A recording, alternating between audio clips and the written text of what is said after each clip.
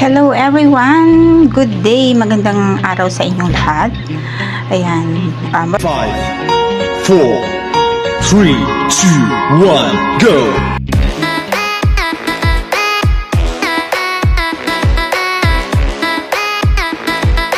Welcome back muli sa ating munting channel. This is Wine BTE and good afternoon. Ayan, good afternoon. Anong oras na ba? 3:30 PM. So, ta-flex ko lang sa inyo to.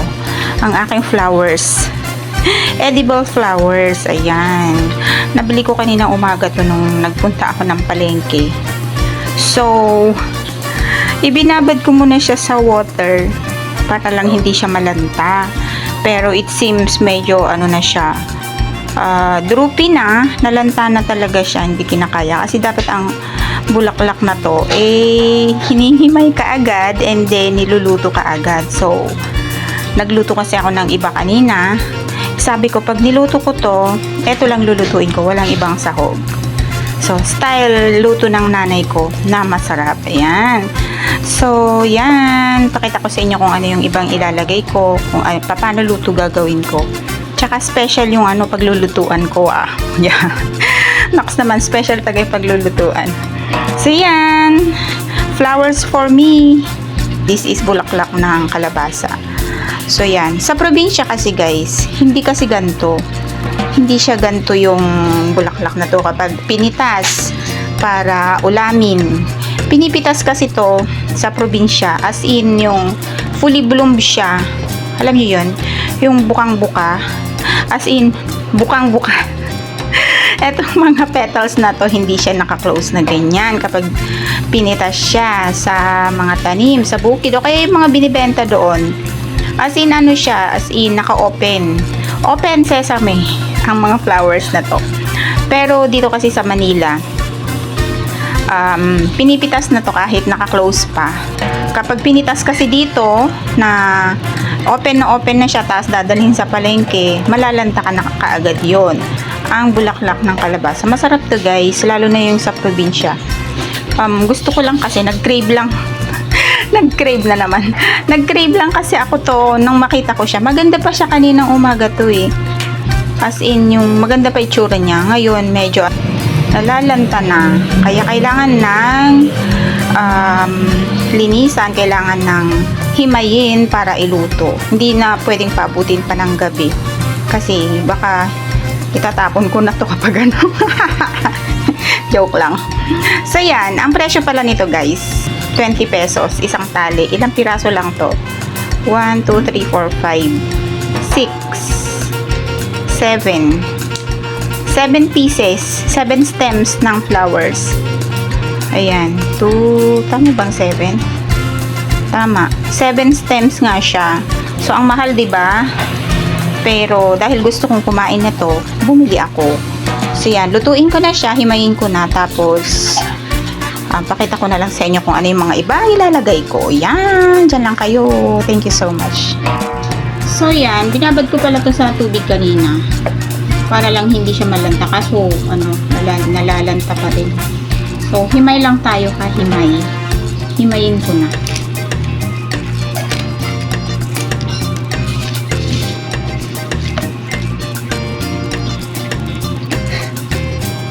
Hindi ko pa to hinugasan. Hugasan ko na lang to after ko na mahimay. Kasi kapag hinugasan ko na siya, lalo masisira yung petals. Ganyan lang naman. Pag himay ko. Yan.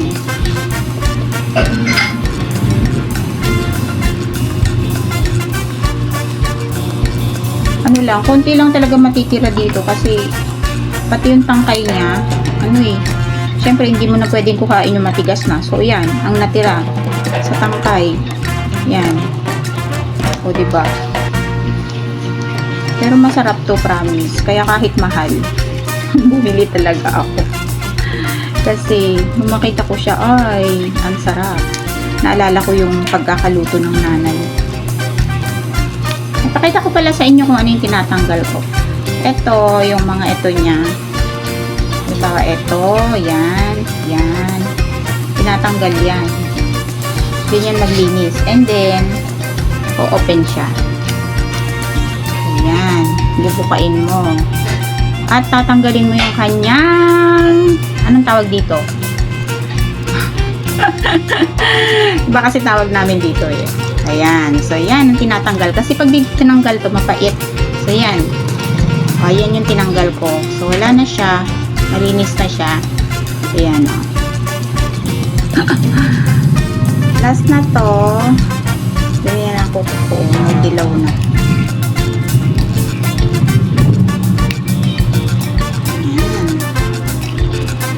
Hugasan ko lang to and then prepare ko yung ibang ilalagay ko ingredients. Ito na siya. Konti nga lang eh. Parang ako lang kakain. Ako lang talaga kakain. O diba? Ang bulaklak ko. So yan. Ito na yung ating gulay. Hugas na to, hinugasan ko na siya. Medyo nabuhay siya ng konti na nahugasan. Tapos, lalagyan ko siya ng dahon ng lasuna. Ayan. And sibuyas, tsaka bawang. Ayan. And kamatis. Ayan. So, yan. Slice lang natin sila. Langhan. So, medyo malalaki yung hiwa.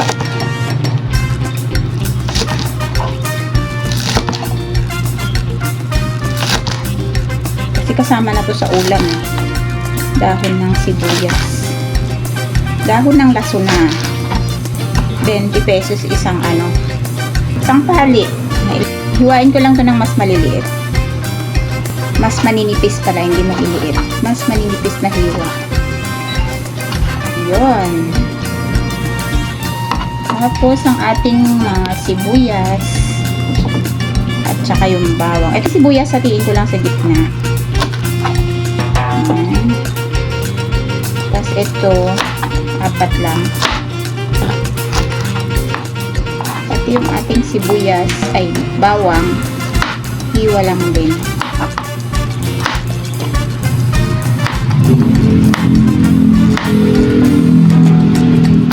Yan, ito na yung ating mga pampalasa.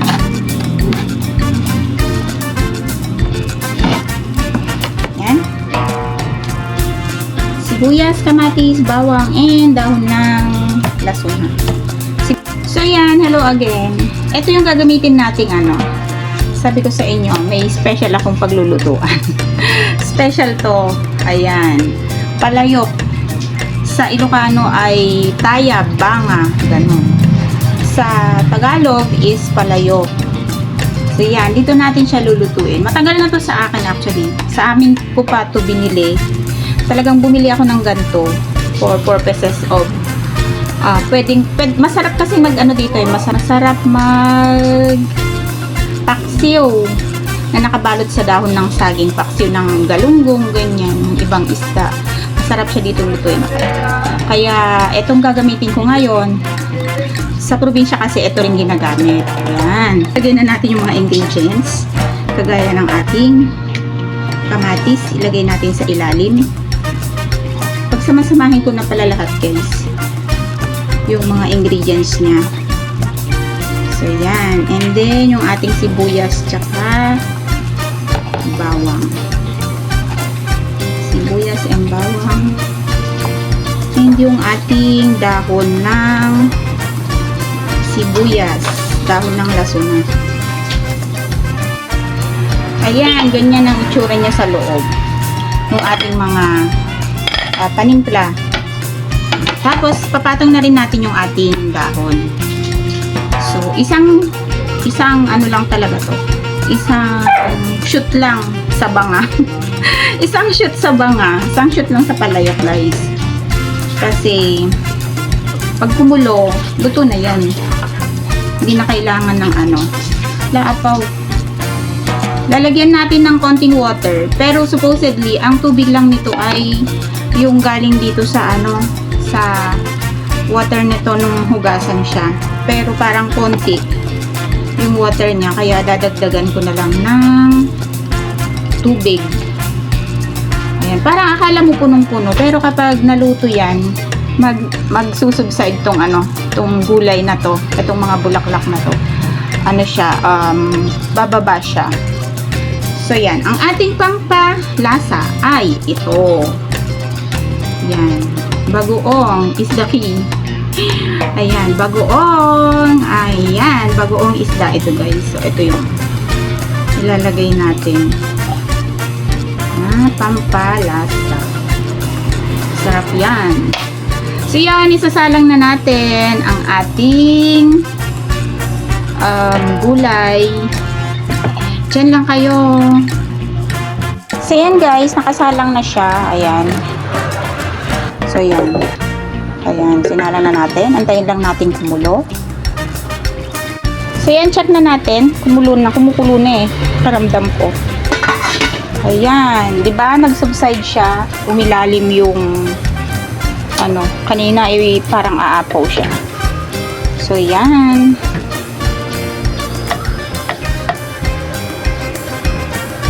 Kailangan lang maluto yung nasa ibabaw.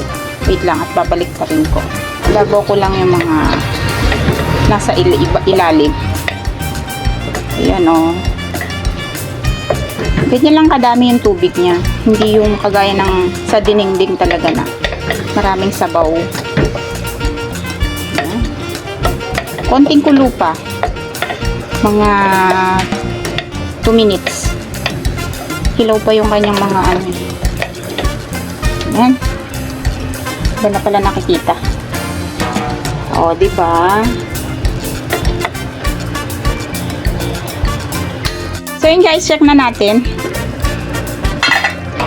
Oh, okay na yan. Since hindi ko pa naman siya kakainin kasi mamayang gabi ko pa ulamin, hayaan lang natin siya para mamayang gabi pag ininit ko tama lang na may pa siya para initin, hindi pa masyado siyang overcook. Ayan, patayin natin. Ganyan lang siya kadaling lutuin. Wala pang 5 minutes. Luto na, diba? Mas matagal pa yung sa kanya. Mas matagal pa yung paghihimay sa gulay. Yan ang ating bulaklakang kalabasa. Sarap. Tama na yung lasa niya, guys. Ayan, thank you so much. Smile in your heart. You brighten my day, showing me my direction. You're coming to me and giving